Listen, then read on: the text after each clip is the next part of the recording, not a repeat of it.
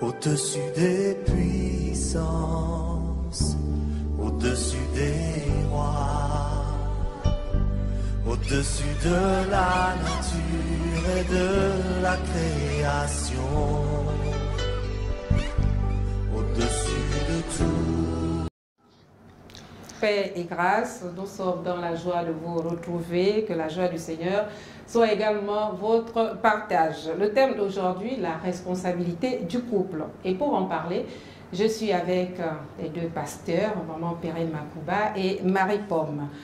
Bienvenue les mamans. Merci. Quand on parle du couple, on voit deux personnes. Comment cette responsabilité du couple peut-elle être définie? Alors, entendez-vous? Qui commence? Allez-y. Commencer.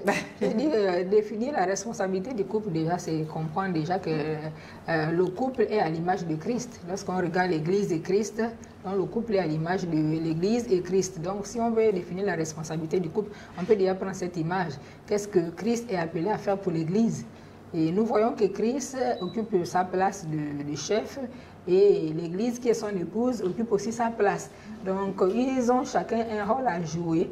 Et définir la responsabilité ici, je crois que c'est simplement comprendre que chacun doit déjà reconnaître la place que Dieu l'a appelé à occuper et chacun doit jouer son rôle. Nous aurons le temps peut-être de définir, d'aller un peu dans les détails, mais voilà ce que je peux dire, simplement reconnaître que le mariage est à l'image de Christ. Christ est le chef et l'Église est l'épouse et Christ joue son rôle de chef, l'Église aussi reconnaît son rôle d'épouse et puis voilà comment les choses doivent être faites selon moi.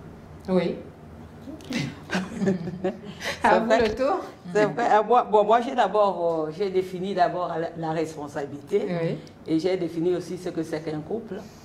Qu'est-ce que la responsabilité? La responsabilité, c'est l'obligation qu'a une personne de répondre de ses actes et des actes des personnes qu'elle a en charge.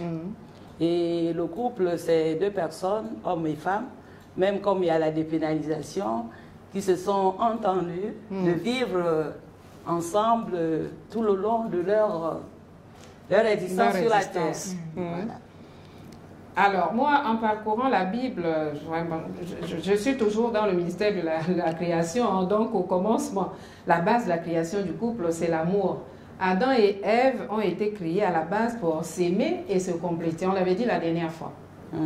Oui? Oui. Normalement. Avant d'engager leurs responsabilités. Oui, normalement, mais même lorsqu'on parle de responsabilité, en fait, la première responsabilité de l'homme, c'est d'aimer sa femme. Lorsqu'on voit dans le jardin d'Éden, souvent on pense que le premier besoin de l'homme, c'est la femme. Le premier besoin de l'homme, ce n'est pas la femme, le premier besoin de l'homme, c'est la présence de Dieu. Lorsqu'on repart au premier couple dans la Bible, dans le jardin d'Éden, Adam et Ève, on voit que Adam était d'abord seul. Il était seul et il avait pour ami Dieu. Dieu était son ami. Et ensuite, Dieu lui a donné le travail, la responsabilité de cultiver le jardin. Donc, il avait la présence de Dieu, il avait le travail. Et la femme est venue après, Ève est venue après. Donc, Dieu a pris la peine d'abord de le connaître, d'être son ami, et puis de lui donner du travail. Et la femme est venue après. Mais souvent, on pense que le premier besoin de l'homme, c'est la femme. Le premier besoin de l'homme, c'est la présence de Dieu. C'est quand l'homme aime Dieu, qu'il craint Dieu, qu'il peut mieux aimer sa femme. Comme Christ a aimé l'Église. L'amour de Christ est caractérisé par le sacrifice. Christ a aimé l'Église, c'est pourquoi il s'est sacrifié. Donc, lorsque l'homme aime le Seigneur, il va aimer sa femme comme Christ a aimé l'Église et il va être obligé, il sera amené à se sacrifier sans contrainte. Vraiment un sacrifice fait par amour. Donc, lorsqu'on parle de l'amour comme base du mariage, c'est l'une des responsabilités de l'homme, aimer son épouse. C'est même l'une des premières responsabilités. L'homme doit aimer son épouse comme Christ a aimé l'Église et ses enfants. C'est une obligation, maman Pomme? Oui, c'est l'une des obligations que l'homme a vis-à-vis de son épouse. Et le problème, c'est qu'il relève l'idée que vraiment sans le véritable amour qui vient de Dieu... C'est une obligation pour les deux. Ce n'est pas seulement pour le mari, pour la femme aussi. Aimer ici dans le sens de prendre soin l'un de l'autre. Oui, prendre soin. Mais dans la Bible, en Éphésiens 5, on nous parle plutôt du mari qui doit aimer la femme et la femme doit être soumise. Et la femme doit respecter son mari. Dans la soumission, il y a aussi un peu d'amour. Non, il y a l'amour. Parce que la femme, quand Dieu façonne la femme a déjà l'amour en elle. La femme a déjà l'amour en elle. Naturellement. Naturellement, la femme a l'amour en elle. C'est pour cela, là, l'obligation qui lui est demandée, c'est la soumission. C'est la soumission, le respect de de son époux. Dans l'amour. Ah oui, le respect et la soumission sont dans l'amour. Oui, font partie de l'amour. Oui, maman. Parce qu'il sera facile à la femme de ressortir cela, puisqu'elle est déjà amour. La femme est amour depuis la création. La femme est amour. La femme est amour, maman Perrine. Est-ce que c'est vraiment ça? Ouais, bon, disons qu'elle est naturellement disposée à aimer, hein, puisqu'elle est déjà mère. Elle a cette disposition de mère, donc elle est naturellement disposée à aimer. Oui. Par rapport à l'homme, c'est pourquoi Dieu rappelle à l'homme de pouvoir aimer sa femme, parce que généralement on entend dire que c'est l'homme qui aime difficilement et que la femme aime facilement, mais que la femme aussi se soumet difficilement. C'est pourquoi Dieu prend le soin de rappeler à la femme de reconnaître sa place, de se soumettre, laisser à l'homme cette place de chef, sa place de chef. Et aussi Dieu prend le soin d'interpeller l'homme pour dire qu'il doit aimer sa femme. Parce que comme je le disais la fois dernière, lorsque l'homme est déjà concentré dans ses activités, bien sûr ses activités, parfois il oublie qu'il y a la moitié qui est là, qui a besoin de lui. Donc je crois que, comme dit maman Paul, la femme est naturellement disposée à aimer. Donc, elle a cet amour maternel qui est déjà là. Donc, c'est vraiment, on peut dire peut-être inné, hein, si on n'exagère pas. Donc, la responsabilité est dans l'amour ou l'amour est dans la responsabilité? La responsabilité est dans l'amour. Bon. C'est quand on aime qu'on peut se sentir responsable de quelque chose. Je crois que l'amour est la base de tout, hein, parce que je crois que sans amour, on ne peut pas vraiment jouer correctement son rôle. L'amour est un peu comme le carburant qui fait fonctionner le véhicule. Sans cet amour, c'est comme le sang. Sans le sang dans notre corps, nous ne pouvons pas, l'être humain ne peut pas vivre. Donc je crois que l'amour est comme ce carburant qui fait vivre un couple. Donc que ce soit du côté de l'homme ou de la femme, on a besoin de l'amour. L'homme doit aimer son épouse et la femme également doit aimer. Donc c'est cet amour-là qui fait en sorte que le mariage tienne et que chacun soit conscient de ses responsabilités et les exerce.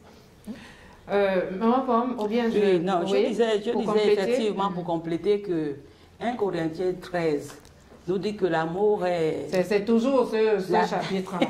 L'amour est vraiment la clé. Sans l'amour, nous ne sommes rien. Nous sommes comme des cymbales qui retentissent, vraiment. Sans l'amour, tu n'es rien. Et sans l'amour, on ne peut pas transmettre quelque chose de bien. Alors, sans l'amour, on ne peut pas aimer. Sans l'amour, on ne peut pas respecter. Sans l'amour, on ne peut pas s'entendre.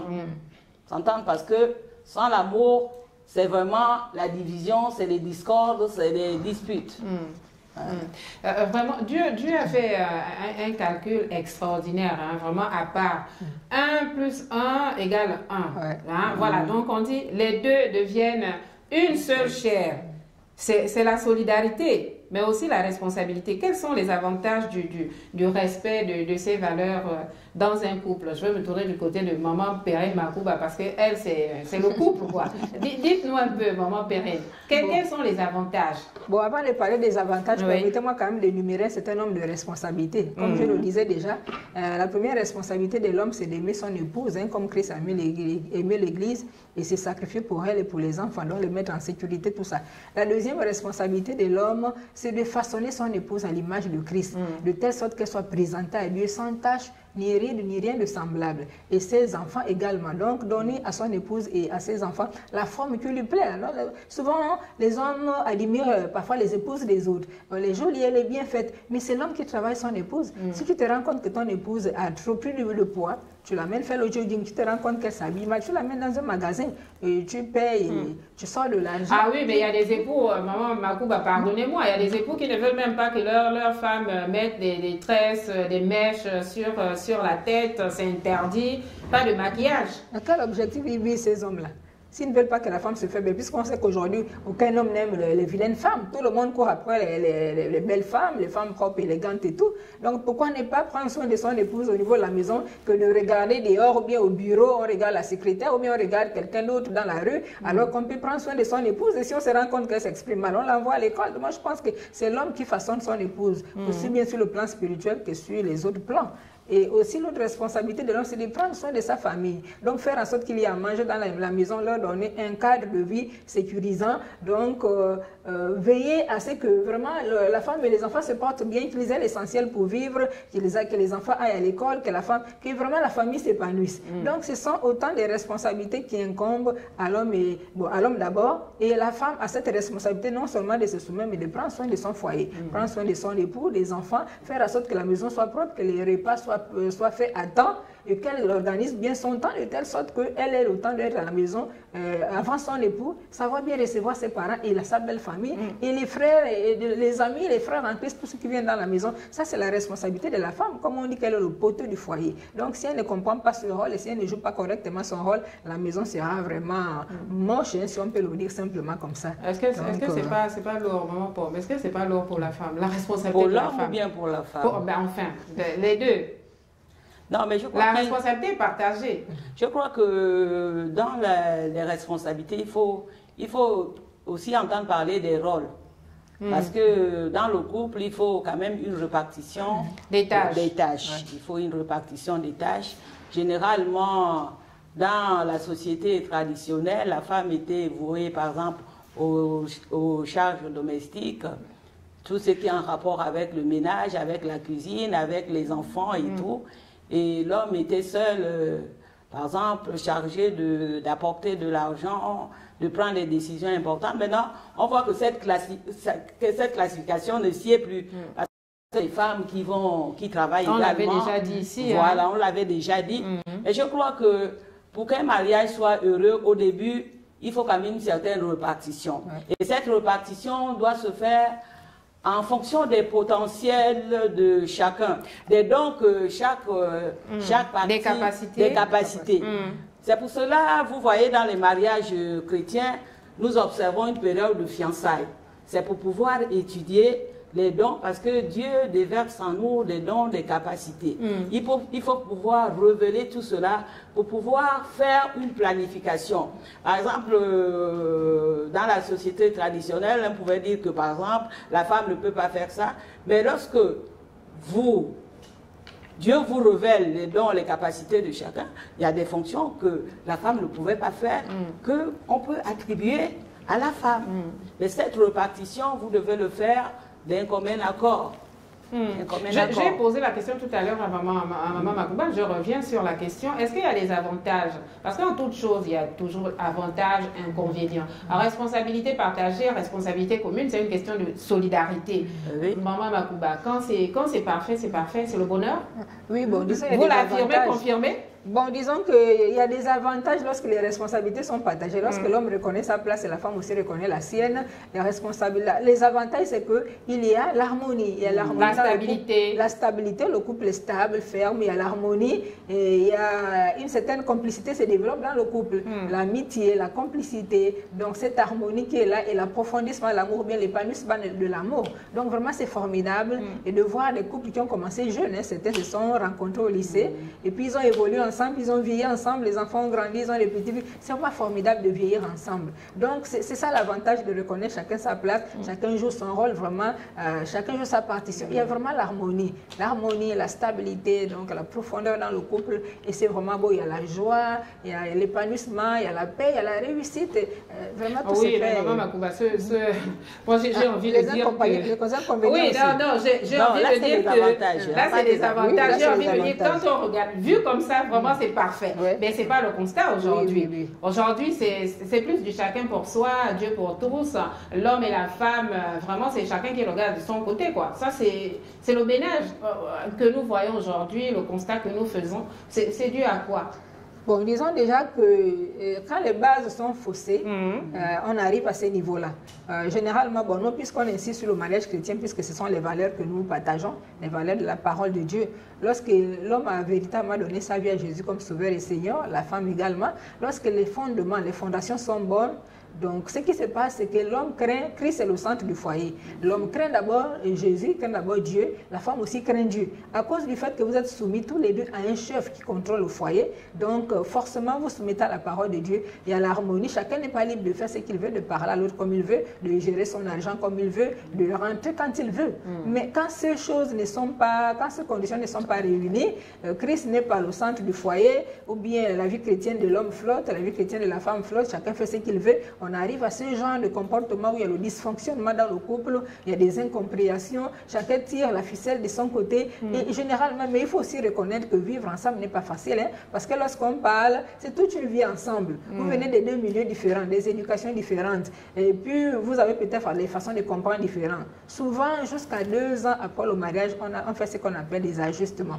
C'est là, lors des fiançailles, et tout est rose. C'est après le mariage qu'il y a la désillusion. Voilà, oui. Vous vous rendez compte que, ah, tiens, tu vois maintenant le vrai caractère du mari, le mari aussi voit le vrai caractère de la femme, sa vraie personnalité. Maintenant, on fait des ajustements, des adaptations. Parce que vous êtes complémentaires. Les différences ne sont pas des sources de problèmes. En fait, les différences, c'est une richesse. La différence, les différences qu'on observe. Mais le problème, Maman Makouba, le problème se pose au niveau de la compréhension. Parce que tous les couples ne comprennent pas qu'à partir d'une certaine date, 2 ans après le mariage, on s'arrête, on fait le point. Maman Pomme. Oui, en principe, la communication est un moyen important pour l'harmonisation des couples, pour que les couples soient en harmonie. Donc, il faut faire une remise en cause, en question, ou bien un état de situation. À mi-parcours, peut-être après 2 ans, ou bien. Parce qu'à un moment donné, on se demande, là, nous sommes tombés à quel niveau, et puis bon, on ne se retrouve plus. Même quand c'est des couples chrétiens, nous avons, la dernière fois, un monsieur me disait encore que, mais vous les chrétiens, il y a plus de divorces entre chrétiens que entre des personnes qui n'ont pas Christ. Et ça, cette situation ne devait pas arriver, parce que nous avons le Saint-Esprit, nous avons Christ qui est au centre de notre mariage. Donc, en principe, ces problèmes, on ne devait pas les retrouver. Quand un mariage est éloigné, quand Christ est éloigné d'un mariage, c'est tout à fait normal qu'on trouve des dysfonctionnements. Voilà, dysfonctionnements. Mais quand Christ est au centre, vraiment, il faudrait que ce soit l'homme ou la femme, nous fixons nos regards sur Jésus et respectons vraiment, être dans notre couloir, respectons par exemple le mari, aimons la femme. Parce qu'il faudrait peut-être définir ce que ça veut dire aimer. Aimer, c'est pas faire un bisou sur la joue, non, loin de là. Aimer, c'est vraiment... aimer, c'est pardonner. Aimer, c'est supporter. Aimer, c'est être patient vis-à-vis de l'autre. Parce que le mot aimer, là, ça a une profondeur. On ne prend pas aimer en l'air comme ça. Tu fais bisou alors qu'au fond de toi, tu as... Non, il faut pardonner. Dans les couples, on ne pardonne plus le prochain. La notion du pardon a une grande importance au milieu des couples. Il faut savoir pardonner, il faut savoir supporter. Comme maman Pédine disait, supporter dans le but que dans l'avenir, la personne va changer. Mais si nous ne sommes pas patients, nous voulons que la personne change tout de suite. Ce n'est pas possible. Même entre les chrétiens, il faut être patient dans la prière, recommander ton conjoint à Dieu, relever ses manquements. Mais oui, mais ça, c'est quand vous êtes tous les deux chrétiens. Mais des foyers mixtes, c'est pas toujours évident, Madame Pomme. Oui, effectivement, les foyers mixtes. C'est pour cela qu'on a toujours conseillé aux jeunes filles chrétiennes de ne pas prendre des étrangers parce que c'est compliqué. Quelqu'un qui n'a pas la même vision que toi, quelqu'un qui n'a pas le même Dieu que toi, vous voyez que vous allez aller dans tous les sens. Et il y aura toujours dysfonctionnement. Parce que Dieu, lorsqu'il crée le mariage, il nous dit que c'est un avant-goût du ciel. Donc c'est un lieu d'épanouissement, c'est un lieu de bonheur. Le paradis sur la terre. Le paradis sur la terre. On ne va pas aller au ciel pour... On commence, quand on est dans le mariage, on commence à jouir les bienfaits du ciel sur la terre. Oui. Mais maintenant, nous remarquons que c'est vraiment un lieu un champ de tir, un lieu de guerre où les gens ne sont pas épanouis, où il y a de la violence conjugale. C'est l'horrible. Non, mais... Et puis les conséquences de tout ça, quand on prend la décision de se mettre ensemble, Dieu a dit que multiplier, il y a des enfants qui naissent. Et ces enfants, si nous-mêmes, les parents, les acteurs, nous sommes dans des situations de tension, de conflit, d'incompréhension, que vont devenir ces enfants? Vous voyez que c'est pour cela la parole de Dieu nous dit de ne pas nous conformer au siècle présent. Parce que le monde, regardez dans les rues de la capitale, nous en voyons les braqueurs, nous voyons des enfants qui errent, nous voyons... Parce que tout cela se conforme au siècle présent. Mais nous, on doit aller au-delà. On doit affectionner les choses d'en haut. Manifester de l'amour et le véritable. Aime ton prochain comme toi-même. Aimer son partenaire, aimer sa femme. La femme, respecte ton mari, sois soumis à ton mari. Parce que Dieu, quand il a établi, il a dit que... Les femmes disent toujours que la soumission là est compliquée, parce que l'homme, les gens le connaissent. Dans la soumission, j'ai toujours dit que dans la soumission... pour l'homme, c'est compliqué, mais la femme aussi, dans la soumission, vraiment, elle fait face à un mur. La soumission, il y a une puissance dans la soumission, une puissance de transformation et de génération. On se soumet à qui, maman Pomme? Je vais d'abord aller vers... Nous sommes en train de parler des couples. On se soumet à qui? C'est la femme qui se soumet. La femme se soumet à qui? À l'homme? À Dieu? Permettez-moi, avant de parler de soumission, j'aimerais quand même ajouter quelques éléments sur ce que ma pomme disait déjà, comme j'avais commencé. Je disais que déjà vivre ensemble dans le foyer, ce n'est pas facile. C'est deux personnes qui viennent. C'est une école de la vie. Voilà, ce n'est pas facile. Donc, le mariage n'est pas vraiment un jeu d'enfant. C'est pourquoi souvent on dit que le mariage, c'est pour des personnes mûres, des personnes matures. Parce que vous allez gérer certaines situations qui méritent vraiment, qui demandent de la sagesse, de la maturité, et comme disait maman Pomme, de la patience, et pour les groupes chrétiens, associer la prière.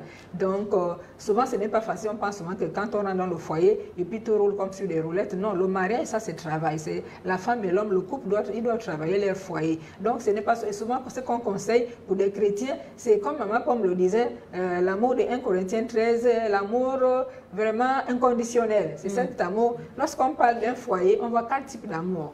Il y a l'amour éros, qui est l'attirance entre l'homme et la femme. Il y a l'amour filial qui fait de vous les amis, le couple, vous êtes amis. Il y a l'amour storgé, l'amour entre parents et enfants. Et l'amour agapé, l'amour qui vient de Dieu, le genre d'amour de Dieu qui couvre tout. Donc l'amour inconditionnel. On n'aime pas l'homme ou son mari ou son épouse à cause de ce qu'il est ou à cause de ce qu'il fait pour moi. Mais je l'aime parce que je dois l'aimer, c'est sans condition. Vraiment, on doit aimer l'autre sans condition. C'est ce type d'amour qui est dans le foyer stable. On n'attend rien en retour parce que mon mari me donne l'argent, mais parce que ma femme est soumise. Même sans soumission, même sans peut-être bon traitement de la part du mari, on doit aimer. C'est sans condition. C'est cet amour qui ressemble à l'amour de Dieu parce que Dieu nous a aimés sans condition. Ça, là, nous devons le comprendre. Que le foyer, nous devons le façonner. Le foyer n'est pas facile, donc on doit manifester ce type d'amour. Et pour le couple qui n'a pas Christ, le couple qui n'a pas Christ, c'est comprendre son épouse, comprendre son mari, s'asseoir, mettre en place le principe de vie. Je prends l'exemple souvent de ma mère. Ma mère, c'était des gens qui sont restés dans les villages qui ne se connaissaient pas Christ, qui ne connaissaient même pas lire et écrire. Mais mon père aimait beaucoup maman. Je lui ai demandé un jour pourquoi. Elle a dit, on pensait parfois que maman avait fait certaines choses pour que papa l'aime. Mais elle m'a dit que non, c'est des principes. Ils sont assis, ils ont mis en place des principes de vie qu'ils ont respectés toute leur vie. L'homme a dit à sa femme que moi je ne veux pas ça. La femme aussi a dit je ne veux pas ça. Et puis ils se sont accordés et ils se sont efforcés à respecter ces principes et le foyer était stable. Donc en fait, l'amour ici, c'est le respect des principes. Le respect des principes. Même lorsqu'on parle de soumission, la soumission, ce n'est pas de façon aveugle que si mon mari me demande de faire des choses qui ne sont pas correctes pour moi, pour ma vie, pour la vie du couple, je veux me soumettre. Non, c'est dans la discussion, dans le respect chéri, je trouve que ça, ce n'est pas bon. Et donc, lorsqu'on parle de la soumission, comme disait maman Pomme, c'est une richesse. Lorsqu'une femme se soumet, elle rend les choses faciles, elle facilite les choses à son mari, elle facilite la tâche à son mari. Et elle-même aussi, quand elle est soumise, elle va se rendre compte que la grâce de Dieu va se déverser. C'est comme une porte ouverte où la grâce de Dieu se déverse dans le foyer pour façonner les aspects de la vie de son mari qui ont besoin d'être façonnés, pour façonner sa vie, la vie des enfants. Non, la soumission, c'est essentiel, mais on ne se soumet pas n'importe comment pour tout. C'est avec discernement. Oui, Madame Pomme, oui, vous êtes d'accord avec maman Perrine? Tout à fait. Oui, vous êtes d'accord, mais j'ai fait un autre constat. Oui, allez-y. Oui, la puissance de la soumission. Lorsque tu es une femme soumise, je trouve toujours que l'on demande trop à la femme. Oui, allez-y. Mais c'est normal qu'on demande trop à la femme. Mais je ne sais pas pourquoi c'est la femme. Par rapport à la création. Pourquoi c'est la femme qui paye le loup? Parce que la femme est un produit fini. Oui. Elle a été créée à la base, sur la base, au travers de l'os. Elle n'a pas été prise de la surface. Donc elle a appelé aussi à subir. Non, le problème c'est qu'elle est elle a plus de capacité. de capacité. Elle a plus de capacité. Parce que le Seigneur a dit qu'il n'est pas bon que l'homme soit seul. Hein, parce qu'il trouvait en homme le manquement. Donc il fallait lui faire quelque chose de parfait, quelque chose de plus solide. C'est pour cela qu'on relève que la femme a quelquefois plus de responsabilités. Oui, mais le problème, c'est que l'homme aussi, ça ne veut pas dire que l'homme doit se défaire de ses responsabilités. Parce qu'à un moment donné, l'homme a ses responsabilités. L'homme aussi a ses responsabilités. Mais l'homme aussi a la responsabilité de couvrir son épouse. Mais oui, elle doit l'aimer. Oui, de protéger son épouse. C'est une partie de lui. Parce que si tu ne te rends pas compte que c'est toi-même que tu déprimes, c'est toi-même que tu fais souffrir. Parce que c'est une moitié, on a dit que l'homme était une moitié, la femme était une moitié et il faisait... Les deux qui font un. Donc si tu maltraites la femme, qui est ta moitié, c'est comme si tu te maltraitais toi-même. Donc l'homme doit comprendre. Doit comprendre. Parce que quelquefois, nous voyons dans nos familles, dans notre environnement. Moi, je crois que la maltraitance ne date pas d'aujourd'hui. Hein. Je crois que la création aussi, enfin, pardonnez-moi, je ne connais pas bien la Bible, vous êtes des pasteurs, mais je crois qu'au commencement aussi, l'homme avait commencé, dès le commencement. À la création, l'homme commençait déjà à accuser la femme, parce qu'on voit dans le jardin, c'est vrai, la femme, elle avait commencé, mais quand le Seigneur a posé la question à l'homme, qu'est-ce qui vous est arrivé, tout, pourquoi vous avez fait ci, c'est la femme, c'est l'homme qui a commencé à dire, voilà, c'est la femme que tu as mise à mes côtés. Et ça y est, c'est parti comme ça. Après, nous vivons tous les conséquences. Est-ce que ça date de... C'est pas d'aujourd'hui. Moi, je veux comprendre. C'est la responsabilité de l'homme. L'homme doit pouvoir couvrir la femme, protéger la femme. Mais c'est pas ce qui se passe aujourd'hui. Oui, c'est un déficit d'enseignement. Non, mais normalement, oui. La responsabilité du couple incombe d'abord à l'homme. C'est l'homme qui est le chef. C'est l'homme qui doit faire en sorte que son foyer soit stable, que tout se passe bien à la maison, que sa femme soit heureuse, que les enfants et tout. C'est l'homme qui doit faire en sorte qu'il y ait la stabilité dans le foyer. Mais l'homme est plus dans l'accusation. Pardonnez-moi de le dire comme ça. Nous voyons aujourd'hui les hommes qui accusent les femmes de tout. Ma femme ne sait rien faire, elle ne fait pas ci, elle ne fait pas ça, parce que c'est lui le chef. Donc on a l'impression que la femme est là juste pour faire ci, faire ça. Mais le monsieur, il n'a aucune responsabilité, lui. Quand l'homme accuse la femme, ça veut dire simplement que l'homme n'a pas joué correctement son rôle. C'est ça. Qu'il n'a pas joué correctement son rôle de chef. Parce que lorsqu'on a joué correctement son rôle de chef, on ne peut pas accuser. On va se rendre compte de ces manquements. Que si la femme est ce qu'elle est, c'est ma responsabilité. Si mes enfants sont ce qu'ils sont, mon foyer ce qu'il est, c'est ma responsabilité. Donc les hommes qui battent les femmes, les hommes qui accusent les femmes, les hommes qui maltraitent les femmes, ce sont des personnes qui ne sont pas à la hauteur de leurs responsabilités. Ils n'ont pas joué correctement leur rôle ou bien ils ne jouent pas correctement leur rôle. Parce qu'ils sont les premiers responsables devant Dieu. C'est à l'homme que Dieu a confié le foyer. La femme vient comme aide, elle vient après, comme je le disais au départ. Adam était d'abord ami à Dieu, ensuite Dieu l'a confié le travail. C'est quand il s'est rendu compte que c'était dur, sans une aide, que Dieu a envoyé l'aide. Donc la responsabilité d'abord a été confiée à l'homme, la responsabilité du foyer. C'est d'abord l'homme. Si le foyer marche mal, si ça ne va pas, c'est l'homme qui est le premier responsable. Et l'homme rendra des comptes à Dieu. C'est d'abord l'homme qui rendra des comptes à Dieu du fait que son foyer est troublé, du fait que son foyer va mal, du fait que sa femme est malheureuse, ses enfants sont malheureux. La femme est venue pour aider, donc c'est à l'homme de protéger la femme, de protéger son foyer. Oui. Si l'homme a échoué, bon. Ah oui, l'homme a échoué, mais la femme aussi, hein. La femme aussi a accusé le serpent. Quelque part aussi, la femme, on peut aussi dire que la femme de son côté ne cherche même pas à, bon, j'ai failli dire se rabaisser, non, mais à reconnaître aussi ses infirmités, mais elle aussi, elle fait passer ça sur quelqu'un d'autre, peut-être sur les enfants, on va le dire comme ça. Hein, Paul? Oui, la femme n'est aussi jamais responsable. Non, je reviens encore sur le mari. Le mari qui est le chef de la famille, comme Christ est le chef de l'Église. Oui. Bon. Donc, l'apôtre Paul a ramené l'alliance que Christ a vis-à-vis de l'Église comme celle que le mari a, l'alliance que le mari a vis-à-vis de la femme. Donc, Christ n'a pas usé de son pouvoir pour nous écraser, non. Christ est là pour nous protéger. Donc, le mari doit protéger la femme. Le mari doit enseigner la femme. Vous voyez, le mari doit enseigner la femme, comme le disait madame. C'est pas parce que tu relèves un manquement sur la personne, nul n'est parfait. Tu ne vas pas faire un drame, tu ne vas pas l'insulter, tu ne vas pas... Non, c'est à toi de ramener et d'enseigner ta femme. Mais généralement, parce que Christ nous aime. Mais maman, généralement, quand ça ne va pas, c'est que les torts sont partagés. Mais il faudrait bien que chacun, que la femme ou l'homme reconnaisse au moins sa part de responsabilité. En amour, quand on parle d'amour, on ne regarde pas trop, on ne va pas regarder dans les torts. Hein? La femme aussi, parce qu'on pardonne, on parle du pardon. L'amour, dans l'amour, il y a le pardon. On reconnaît d'abord s'il y a eu faute.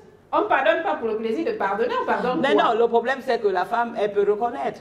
Parce que dans le pardon, il faut d'abord que la personne qui a offensé reconnaisse qu'elle a offensé la personne. Hein? Mais vous savez qu'il y a des hommes, même si tu demandes pardon, il ne va pas. Mais parce qu'il faudrait d'abord qu'ils comprennent pourquoi tu demandes pardon. Est-ce qu'on va encore comprendre pourquoi tu demandes pardon? Mais si la personne vient vers toi demander pardon, c'est parce qu'elle sait qu'elle t'a offensé. Elle sait que l'acte qu'elle a commis n'est pas... T'as fait du mal. Alors, toi, tu vas encore chercher quoi? Dieu te demande de pardonner. Moi, je reviens à la responsabilité. Maman Perrine, est-ce qu'au commencement, vraiment au commencement, la femme, quand elle a jeté la responsabilité sur le serpent, est-ce que c'est pas ce qui se passe aussi aujourd'hui? Quand il y a des problèmes dans les couples, pour des moments, les papas qui viennent vers vous en tant que pasteur, est-ce qu'il n'y a pas ce conflit-là entre hommes et femmes sur le fait que aucun des deux ne reconnaît jamais son tort, ni sa faute? Bon, mais c'est comme je le disais déjà, hein, tout dépend de la maturité de chacun avec Christ, hein, de la qualité de la vie, du dépôt de chacun avec Dieu. Parce que tout part de là. Même pour résoudre les conflits dans le couple, ou bien pour gérer le couple, il faut une certaine maturité, une certaine connaissance de Dieu. Donc il faut un certain dépôt. Et si on n'a pas ce dépôt, les choses n'iront pas vraiment comme il se doit. C'est pourquoi nous encourageons souvent les chrétiens à avoir d'abord, la femme doit avoir une véritable intimité avec le Seigneur, l'homme également. C'est cette intimité qui fera en sorte que les choses aillent dans le bon sens. Parce que c'est Christ qui nous communique la force pour faire en sorte que dans le foyer glorifie le Seigneur. Dieu a créé le couple pour sa gloire, pour le couple glorifie le Seigneur. Mais quand ça va mal, ça veut dire déjà que la vie de l'homme et la femme, ça ne va pas. Donc nous disons que déjà la femme a été envoyée aux côtés de l'homme pour rendre sa vie agréable, formidable, pour le combler, pour le soutenir, pour l'accompagner. Donc quand la femme vient, doit reconnaître son rôle qu'elle est venue pour soutenir, parce que l'homme sans la femme, comme nous l'avons déjà dit, l'homme ne peut rien sans la femme, et vice-versa même. La femme sans l'homme, la femme également, sans l'homme ne peut rien. Donc Dieu les a créés pour faire un tout pour que vraiment la gloire de Dieu explose. Mais la femme doit faciliter les choses à son mari en se soumettant. Elle ne doit pas toujours accuser, parce qu'il y a des femmes aussi qui renversent leur foyer, hein, comme le dit Proverbe 14, que la femme sage bâtit, mais la femme insensée renverse. Donc il y a des femmes qui ne sont pas sages, qui renversent au lieu de construire. Mais une femme sage, en réalité, elle doit construire. Et pour qu'elle construise de façon agréable et de façon peut-être pas parfaite, parce que la perfection n'est pas de ce monde, nous tendons chaque jour vers la perfection à ressembler à Christ, mais au moins une femme qui craint Dieu, qui a mis Christ au centre de sa vie, qui a mis la parole de Dieu et la prière au centre de sa vie, saura faire l'essentiel du rôle que Dieu lui demande. Parce que la femme doit jouer ce rôle de telle sorte que l'homme réussisse. Si l'homme aussi échoue, c'est que la femme n'a pas joué correctement son rôle. Donc voilà, les responsabilités sont partagées. Nous allons vers la fin de l'émission.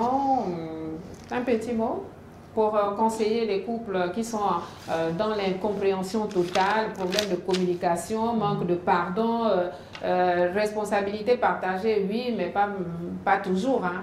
Qu'est-ce qu'on peut leur dire? Je commence par... Oui, maman Pomme, oui. Que chacun de vous aime sa femme comme lui-même. Et que la femme respecte son mari. Amen. C'est tout. Alors, maman Perrine, je veux simplement, on est toujours sur le respect. Je veux simplement faire comprendre que vraiment Dieu a créé le couple pour sa gloire. Mais pour que le couple fonctionne bien, que tout se passe bien, il faut dire que l'homme se tourne vers Dieu, que l'homme ait reçu Jésus comme sauveur et Seigneur, que la femme aussi ait reçu Jésus comme sauveur et Seigneur. Donc, si vous voulez la stabilité dans votre couple, devenez les amis de Jésus, permettez que Jésus soit le centre. Et je dirais à la femme de se soumettre, de faire en sorte que son mari puisse réussir. Si elle est soumise, elle va faciliter les choses. Et je dirais aussi également à l'homme de jouer parfaitement son rôle, parce que c'est lui le premier responsable du couple et c'est à lui que Dieu demandera des comptes. Et permettez-moi de terminer par ce passage biblique. Éphésiens 5, 28 à 31 nous dit: c'est ainsi que les maris doivent aimer leur femme comme leur propre corps. Celui qui aime sa femme s'aime lui-même. Le verset 29 dit: car jamais personne n'a haï sa propre chair, mais il la nourrit et en prend soin comme Christ le fait pour l'Église. Parce que nous sommes membres de son corps. Et le verset 31 dit, c'est pourquoi l'homme quittera son père et sa mère et s'attachera à sa femme et les deux deviendront une seule chair. C'est l'homme qui quitte, c'est l'homme qui bâtit, c'est l'homme qui protège. Amen. Et voilà, je crois que nous sommes à la fin de cette émission. Plus rien à ajouter. Hein. Merci à nos chers téléspectateurs fidèles à cette émission. Que le Seigneur nous bénisse tous. On se retrouve prochainement. D'ici là, portons-nous tous bien.